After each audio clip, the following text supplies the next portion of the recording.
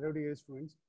In this lecture we are going to discuss the errors in measurement.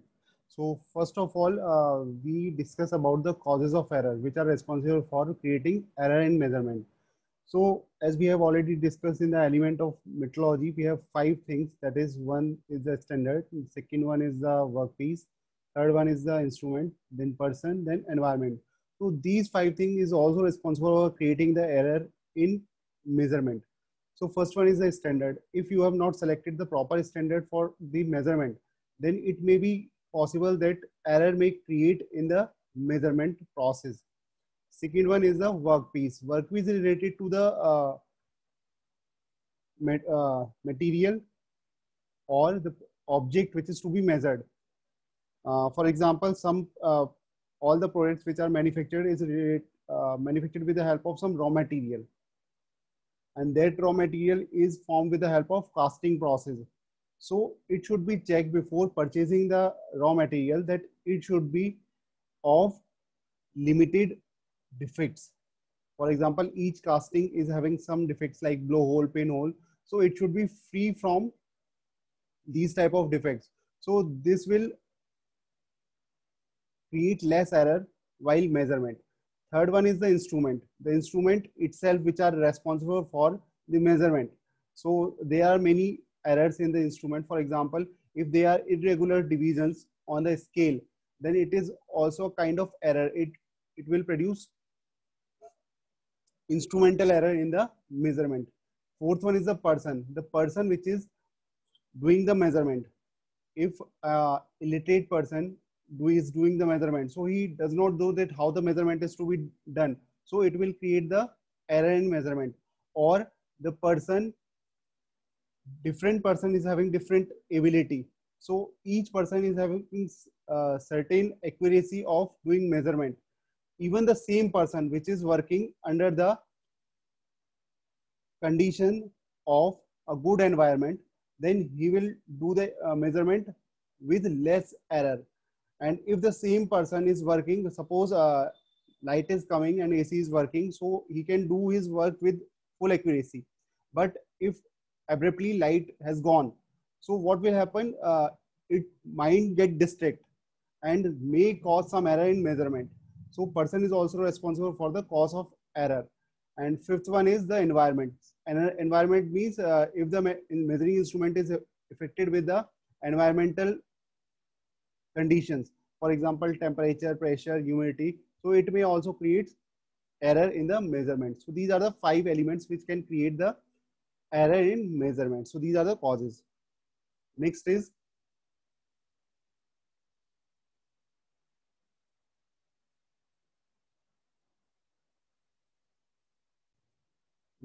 types of error. There are two types of error in measurement. First one is the systematic error, and second one is the random error. So first of all, we will discuss systematic error. So systematic error is which error? Systematic error is the error which occur due to any imperfection in the measuring instrument or use of measuring instrument in a wrong manner. If there are some imperfections, some defects in the measuring instrument itself, so it will create the systematic error. Or we are using the measuring instrument in a wrong way. If the person does not know that how the measuring instrument is to be used, so it will use it in the wrong way. So it will create the systematic error in the measurement. And systematic error is having a characteristic that the magnitude of the error will remain the same, and the nature of error is also fixed, whether it is positive or whether it is of negative sign. I have already told you about negative and positive error. If the instrument is showing you some reading, if no specimen is present in that instrument for the measurement, then that kind of error is maybe positive or negative. It depends upon the condition. So this is about the systematic error. Systematic error are of three categories. First one is the instrumental error. Second one is the environmental error. And third one is the observational error. So first we will discuss about instrumental error.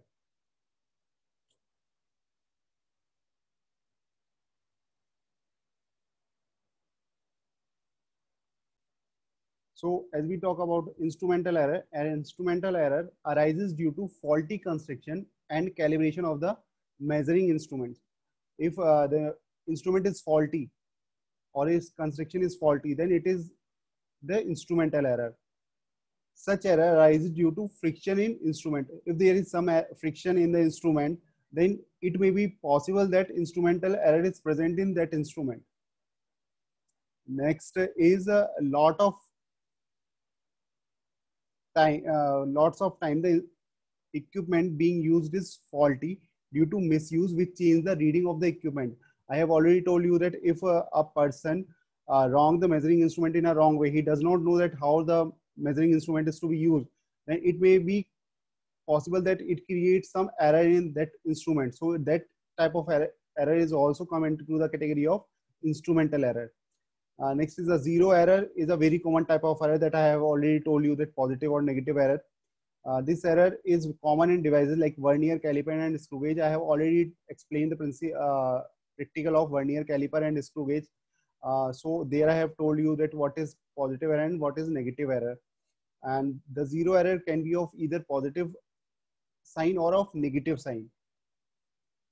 And sometimes the reading of the scale are worn off, and this can also lead to the bad reading. Sometimes we see that in our scale, some of the divisions get worn off. So this will also create the error in the reading. So examples of instrumental error are like this: non-uniform division on meter scale, instrument showing the reading initially from some value, not from zero. Initially the instrument has to show the value from zero, but due to some problem it will show you after zero or before zero. So it will create some positive error or negative error. Next type of systematic error is environmental error. This type of error arises in the measurement due to the effect of the external condition on the measurement. And the external condition can include change in temperature, change in pressure, change in humidity. So these are the environmental condition according to which the temperature, the measurement can vary the value. So it may be of negative type or it may be of positive type. Example is like this: if you measure temperature under the armpit by putting the thermometer in under your armpit, during the measurement, if the electricity goes out and the room gets hot, it will affect your body temperature, therefore affecting the reading, and it will create the error that comes under the category of environment, because environment gets changed under that room in which you are doing the measurement.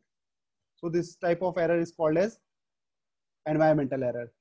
Next type of systematic error comes under the category of observational error, and as the name indicates, observational error completely depends upon the observation of the person. So first type of error which falls under the observational error is the parallax error. So parallax error is what?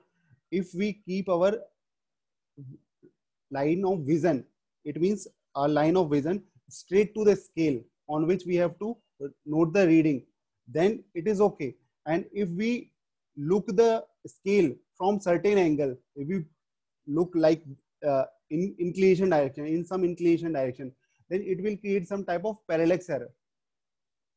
So during the measurement, we should have to keep our line of vision normal to the scale, perpendicular to the scale.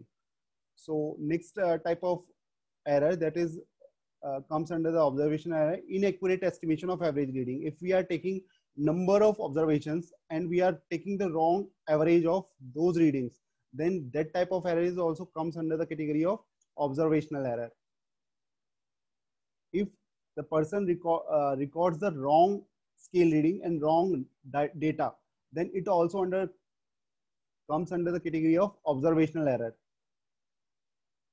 And if there is a need of conversion of units between the measurement of any quantity, and if the person do the wrong conversion in the units, then it also comes under the observational error. So the person which is doing the measurement should know the conversion of unit from one unit to another unit. Okay, so this is the observational error. So next type of error that comes into consideration is random error. And as the name indicates, random. So random error includes the error which occur unpredictably.